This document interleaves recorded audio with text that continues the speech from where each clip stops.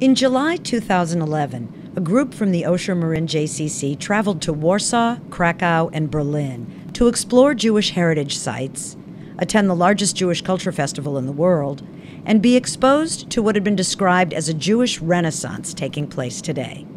Thanks to the red carpet treatment provided by the Toby Foundation for Jewish Life and Culture, we spoke privately with the Chief Rabbi of Poland, met the U.S. Ambassador and the U.S. Consul General, and spent time with the Director of JCC Krakow and the CEO of the Ronald S. Lauder Foundation.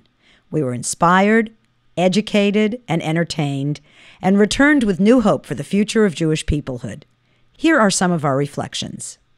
We got to see two sides of Poland, the absolute enormity of the tragedy. We were at the Umschlagplatz, from which Jews were sent to the camps to be exterminated. We saw Auschwitz.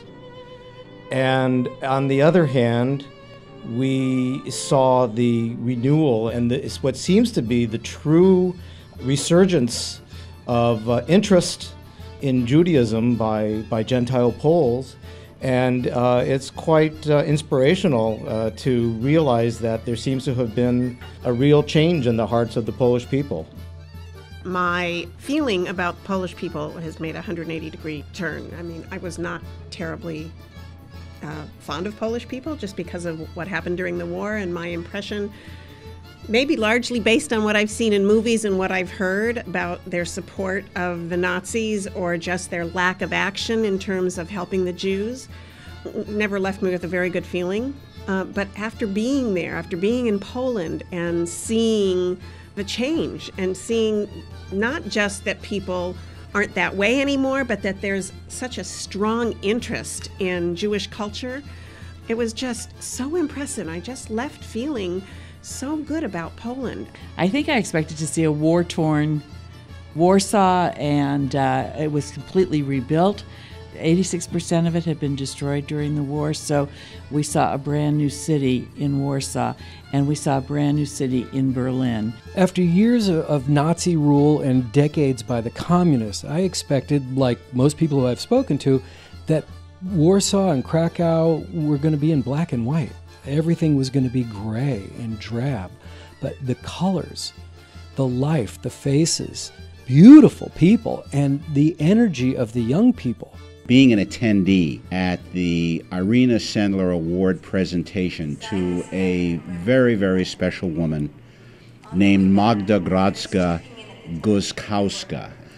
Magda was a 15-year-old woman who had lost her parents while living in the ghetto, the Warsaw Ghetto, and she then became a worker for Irina Sendler in helping to save numerous children and helped get them out of the ghetto.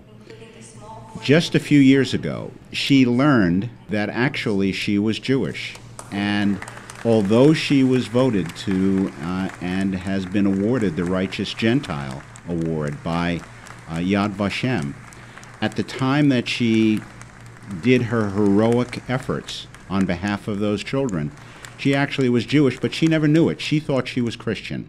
And there is a great interest in mostly of the younger generations, the third generation perhaps since the Holocaust itself, to try to understand and appreciate the Jewish life and what Jews had contributed to the Polish life for thousands of years. When we went to services on Friday night, we sat next to a young woman, maybe she was about 26, and she had traveled to Krakow for the culture festival, and she'd never been to a religious ceremony, and we asked her why, and she said, I just really am interested in learning more about Jewish culture. I learned about the Holocaust, and I want to know what this is all about. And she was so sincere. Krakow has 11 universities, so there's young people everywhere, and you can just feel their energy. So exciting to be a part of this joyous Krakow festival and watch everyone getting back to their roots in artistic ways. It's beautiful. We saw 2 evenings of music. That was absolutely exciting, and you couldn't sit still in your seats.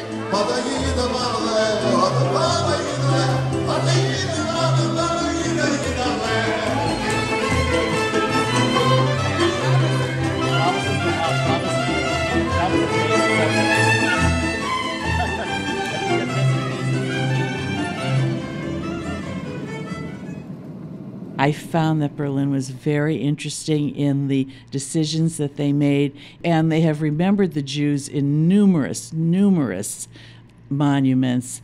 And one that particularly stands out for me are little brass plaques that are placed all over Berlin with the names of Jewish citizens who were taken away from those particular locations. So they would have, each plaque would have a name on it and the address that they lived at, and you're walking along the street and suddenly you look down and there's another plaque. We were very, very impressed with the Holocaust Memorial in the very middle of a rebuilt Berlin. It's a full square block, was given to this memorial with no plaque outside, nothing to designate it, that it was a memorial to the Jewish victims of this Holocaust. But to walk through it was something that was really extremely impressive. There may have been as many as 250 blocks of concrete, the surface of which appeared to be like dripping with tears almost as you walk through it, because it gave that type of reflection. Basically, it's a maze, and if you weren't aware of which direction you were going, you easily could become lost. And it gave you that feeling of being lost and being helpless in the midst of all this. But it was something extremely impressive for me, and something which I think everyone was really impressed with as they went through it.